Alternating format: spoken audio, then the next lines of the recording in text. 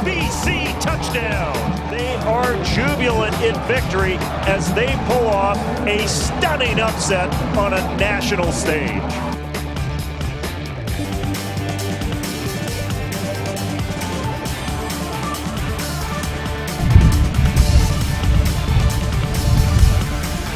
The Thunderbirds are national champions.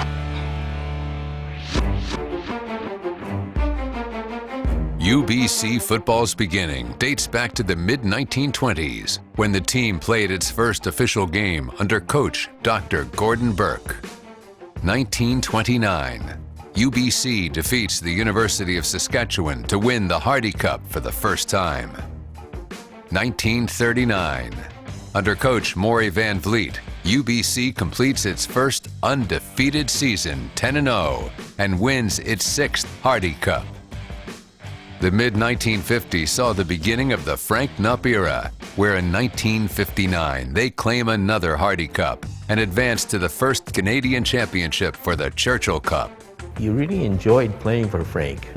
You played, for a number of coaches, and I think of all of them, Frank was probably the one that I most enjoyed playing for. Probably the biggest thing, being a Thunderbird, was learning the discipline of hard work. Third down, here it is again. Look at that power. In 1974, UBC appointed a new head coach, Frank Smith. This move was the beginning of a rebuild, and soon the team was a contender on the national stage. The 14th contest for the Vanier Cup. The University of British Columbia Thunderbirds have never been there. And this college game is underway. 1978. The Thunderbirds defeat Sir Wilfrid Laurier Golden Hawks 25-16 to win the Western Bowl and advance to their first ever appearance in the Vanier Cup. It's a progression to get better and to get good and then to become really good, and every day of the year you had to do it, and that was the culture change. Frank made it and brought it in here and found players that would buy into it. But people knew now that you played for UBC because we were good, we were winning, we were a program. I really learned what it took to be successful in life.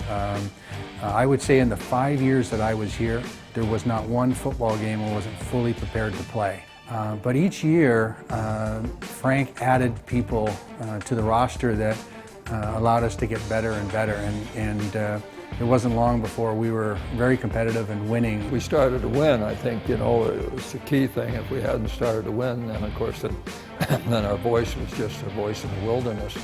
And then the fact that we had good assistant coaches, and I can't emphasize the importance of Bob Lako. I mean, I don't know what I would have done without Bob being there. Probably one of the most important things that we did was that we went out and we recruited and got the good players. A lot of them were people that were outstanding players in the Canadian Football League as well. So, I mean, you're not going to win unless you got good players. UBC under head coach Frank Smith, undefeated in the 1982 WIFL season. They are strong pregame favorites. The 1982 Thunderbirds posted a perfect 8-0 regular season with a high-powered offense led by nation-leading running back Glenn Steele and a daunting defensive unit. UBC marched through the playoffs to its first Vanier Cup. Well, winning the first Vanier Cup was kind of surreal because that group of boys that had been together, teammates of mine, we'd been together for 4 years, and we had a lot of trials and tribulations, and when we actually hoisted that Vanier Cup over our heads, it probably was the most proudest moment that we've ever had in our lives. When we won the game, we were celebrating, we were very, very excited to win, but it wasn't a surprise to us, and we kept that to ourselves most of the time, but after the game, we weren't surprised at what we did. I played for the guy on my left and the guy on my right, and the guy that I knew that was taking the field next, because if I let them down, then it let everybody down. What a job Coach Frank Smith and his staff did with this tremendous UBC Thunderbirds team. This is the best university club I've ever seen. I'm going with the UBC Thunderbirds. I love their size. They're so tough defensively. It's going to be very interesting to see who does emerge finally as number one. The Vanier Cup. It's going to be a great game, Dan. 1986. After an undefeated regular season, UBC wins on the final play of the game to claim the second Vanier Cup by a score of 25-23 over Western Ontario. UBC's football program had become one of the most revered in the country. Gagne going deep. Oh, right on the money. Touchdown. UBC Rob Ross. Jordan Gagne just put it right in his hands. 38 yards, the touchdown. And boy, that's the way you draw it on the blackboard. Those games are good because it's down to the last minute. It wasn't a blowout. We didn't know, we had to play the whole game. We used almost everybody on the team because of injuries. We used both our quarterbacks. So it was a real team effort and a team win. Throw it to the flat, and there's Rob Ross catching it, and that's it. Arms in the air, we got it, the championship, and it's just, you couldn't wait to just share it with your teammates.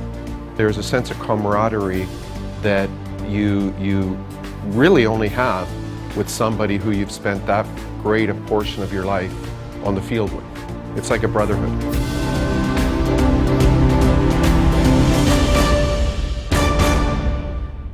In 1995, Casey Smith, Frank's son, becomes the new head coach, where just 3 seasons later, the Thunderbirds return to national supremacy. Led by quarterback Sean Olsen, Heck Crichton Trophy winner Mark Nora, and a hard-hitting defensive unit. In 1997, UBC claimed their 3rd Vanier Cup. The Thunderbirds have been so tough, especially this guy. Mark Nora, here we go again. His 2nd touchdown of the day. You need a lot of things to go your way to become a Vanier Cup champion, and that year we certainly had that in '97. It was an awesome feeling, an awesome experience, and something I think everybody who was part of it will never forget.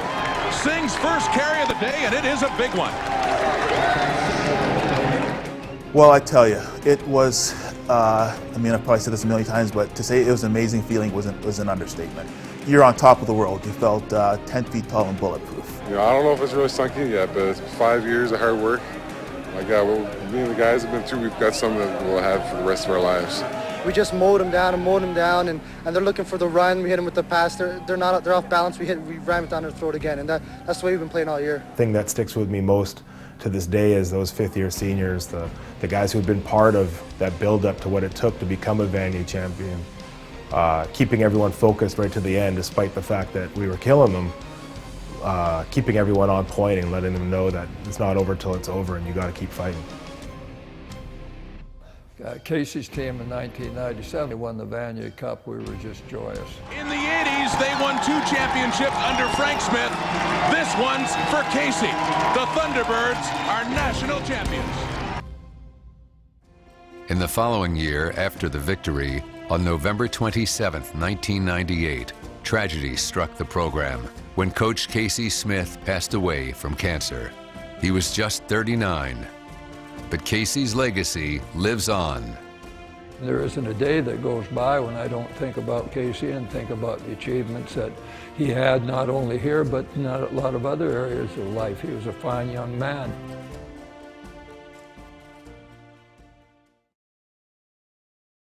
The teams in the years that followed the 1997 Vanier Cup Championship had some great seasons and outstanding athletes.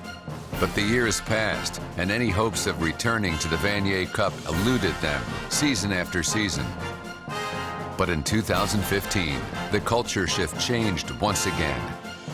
And no one could have predicted what was next for this storied football program.